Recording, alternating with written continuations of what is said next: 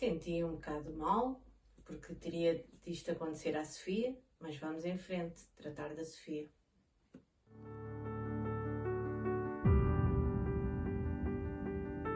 Então, a Sofia tinha por volta de um ano e 2, 3 meses, e a gente achou que não ouvia. Então falávamos para ela e ela não reagia. Punhamos música alto e ela também não ouvia. Então fomos com ela a um otorrino que nos disse que ela tinha muitas otites serosas, que íamos operá-la para pôr uns tubinhos para ver se era daí. Fomos para Lisboa, foi operada, e o médico entrou na sala onde a Sofia estava e bateu com a porta e ela voltou a não reagir. Então o médico disse que não, que a Sofia devia de ser mesmo surda profunda, e mandou-nos para Coimbra, para os Covões, para ser vista pelo otorrino. Então, em Coimbra disseram-nos que a Sofia era mesmo surda profunda, que podia ser implantada. E então, aí foi o que fizemos.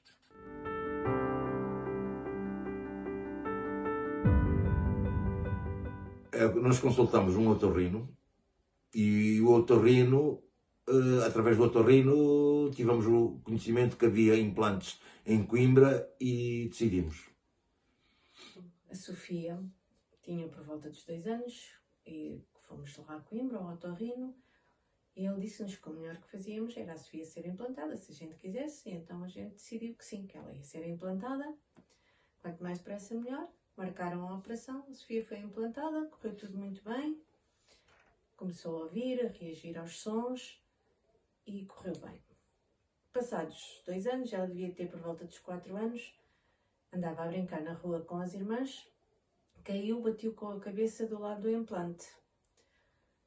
Daí a 1 semana, 2 semanas, começou a fazer muita febre e a gente não sabia de onde é que vinha a febre. Então fui com ela ao hospital e estava com uma grande infecção no aparelho, no implante. Fomos de urgência para Coimbra, para os Covões, onde ela teve de tirar o aparelho, foi operada para tirar o implante. 1 mês depois voltou a ser operada para pôr o segundo implante e até hoje, graças a Deus, correu tudo bem e está tudo bem.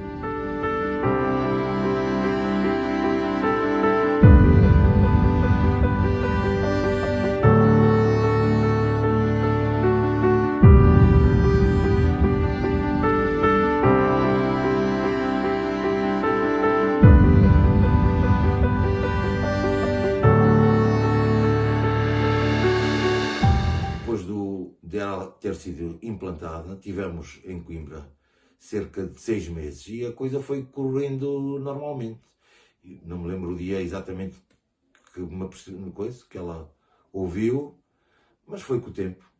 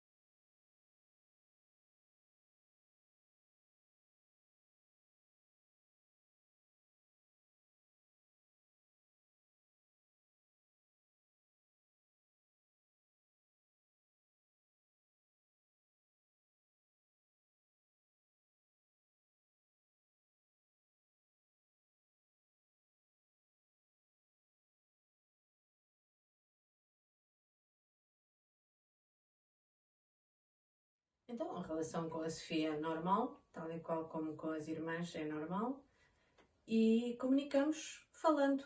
Às vezes há coisas que a Sofia ainda não percebe tão bem, temos de voltar a dizer, mas normal. E agora, como ouve bem, nós comunicamos com ela normalmente. Há certas palavras que temos que explicar, mas o resto normal.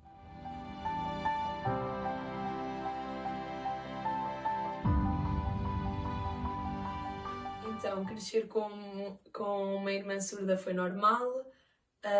Quando ela era bebê, nós não nos apercebemos logo que ela era surda.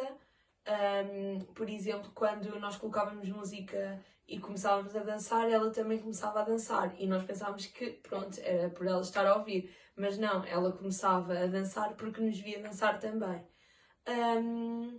Ao longo dos meses fomos descobrindo que ela não ouvia por várias situações de como a chamávamos e ela não vinha, ou não olhava, ou assim. Pronto, fomos-nos apercebendo. Depois, quando ela foi implantada, só tínhamos de ter mais calma a falar com ela, porque ela não compreendia muito bem e tínhamos de ter o cuidado de falar com ela diretamente a olhar para ela e não de costas ou a andar ou assim. Pronto, mas com calma e cuidado, foi sempre normal.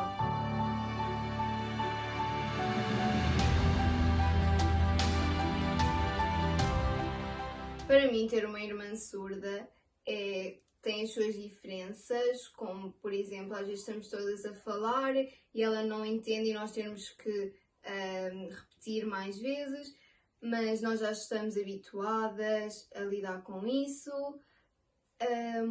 Ela também com isso ensinou-nos a falar língua gestual. Eu sei dizer o meu nome, sei dizer mais coisas, sei dizer, por exemplo, bonita, sei dizer trabalho.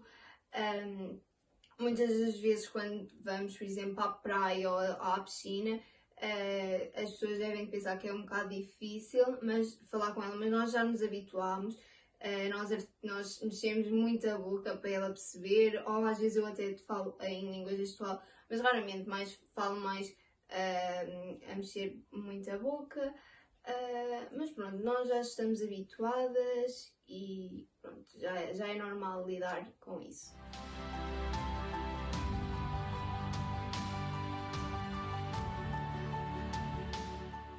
Não, é diferente, apenas porque sei que quando falo com ela tenho que ter mais atenção na maneira como falo. E com a Inês e com a Mariana é diferente.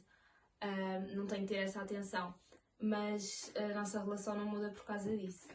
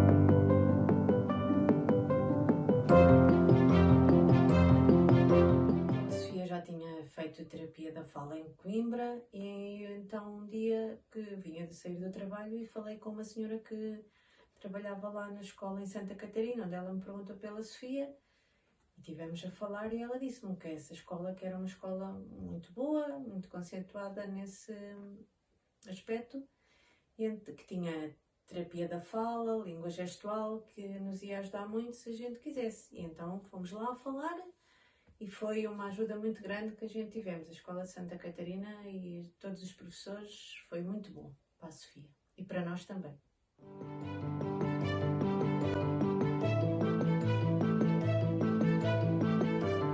Eu conheci a Sofia quando ela tinha 4 aninhos, em 2008.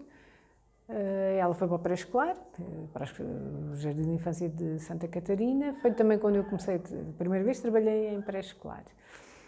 Ela vinha assim um bocadinho envergonhada, não conhecia ninguém, estava mais longe de casa, não queria... Quando eu ia trabalhar com ela, ela não aceitava muito bem. Mas o tempo foi passando e ela com os outros crianças, ela sempre esteve muito bem, que ela é muito sociável. E começou a desenvolver, a aceitar o trabalho, a trabalhar comigo.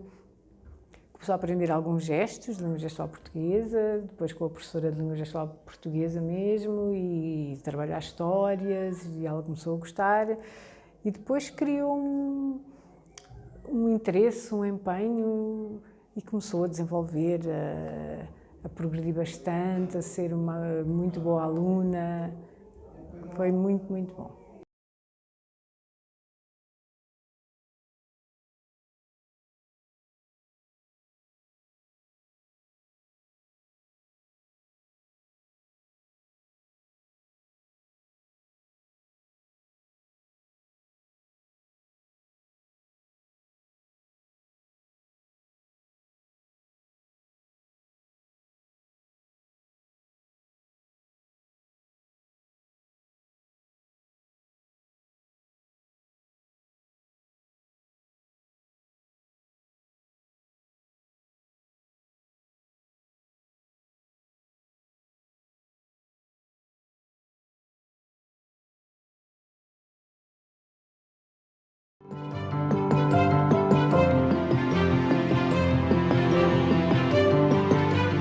Trabalhar com a Sofia ao longo destes anos tem sido um desafio, tem sido espetacular, porque quando eles entram nunca sabemos como é que o processo vai desenrolar, e ela foi uma surpresa muito grande, por exemplo, quando chegou ao 5º ano e que decidiu tentar o ensino articulado da música, e que conseguiu, entrou com um sucesso, e que até ao 9º ano conseguiu, escolheu o violino, ou era aquilo para que ela tinha aptidão. Correu muito bem e é bastante exigente. Ela esteve integrada na turma na maior parte das disciplinas, esteve sempre. A turma também a acompanhou do 5º ao 9º ano, foi muito bom. Alguns até já vinham do primeiro ciclo e do pré-escolar, os que eram mesmo aqui de Santa Catarina. E pronto, depois tinha aquelas disciplinas mais específicas dela, então, individualmente. Em termos de percurso escolar foi fantástico, porque ela entrou em quadro de mérito académico, agora já no secundário recebeu já é a 2ª vez, tem bolsa de mérito, e é uma menina que é uma excelente aluna e é muito responsável, muito empenhada, e só não faz aquilo que de facto ela não conseguir fazer.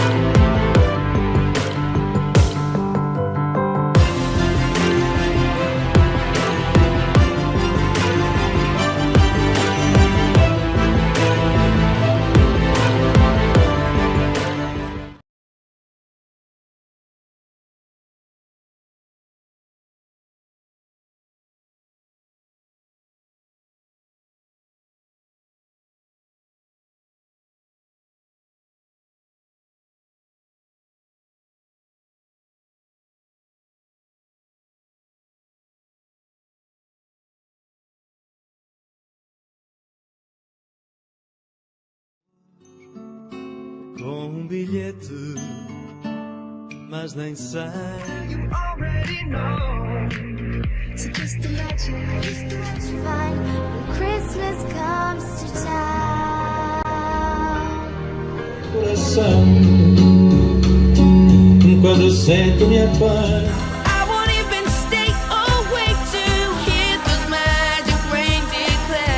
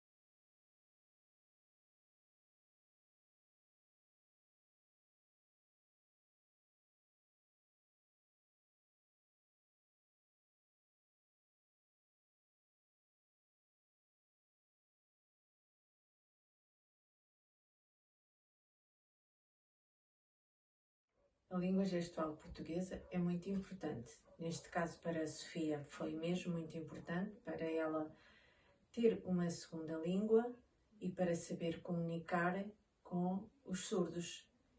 Eu, na minha opinião, nas escolas devia de haver uma disciplina com língua gestual para todos sabermos comunicar com os surdos.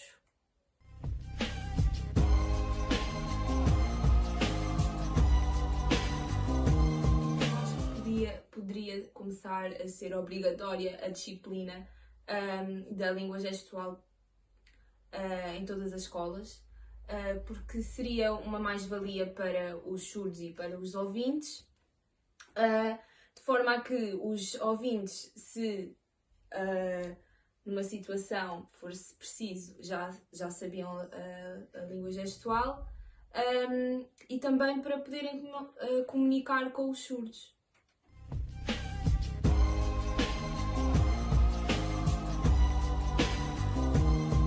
Entre o ensino para ouvintes e o ensino bilíngue para crianças e jovens surdos consiste muito em uma criança surda, mesmo que seja bastante fluente em língua gestual, se os pais também forem surdos e comunicarem com a língua gestual, mas vai ter todo um conhecimento escolar, todo o conhecimento que lhe é transmitido por escrito é português, é escrito em língua portuguesa, e eles vão iniciar a leitura e a escrita de uma língua que não dominam. E toda a gente tem que ter essa noção de que a criança está a aprender a língua e a aprender a escrevê-la também e a adquirir conhecimento e a extrair dali significados. À parte disso, claro, a língua gestual vai-lhe dar toda a outra parte, é o conhecimento dos contextos, dos conceitos mais abstratos, todo o vocabulário que vai surgindo, porque em português, todos os sinónimos, e que, claro, quem não domina bem a língua fica confuso, a língua gestual vai colmatar isso. E tem que ser um ensino muito mais visual, porque a memória visual é muito importante. Eles têm de associar uma imagem mental àquilo que está escrito. Além da língua gestual, também têm que ter essa imagem mental como nós temos. Não é? Se nos falarem árvore, nós logo nos lembramos de árvore. E claro que a pessoa surda precisa ainda mais desse. Agora, os surdos conseguem chegar aonde chegam todos os outros. Precisam ter as condições certas, sim. A língua gestual é mesmo a língua natural, é aquela por onde eles aprendem com mais facilidade e que não lhes inibe nem a capacidade de oralizar, se eles tiverem essa competência e esse gosto, nem a capacidade de domínio do português, mesmo que a escrever não o escrevam exatamente, ou que falta ali alguma partícula de ligação, mas fazem-se entender e o que interessa é que eles conseguem chegar. Eu conheço surdos a fazer doutoramento, por que não?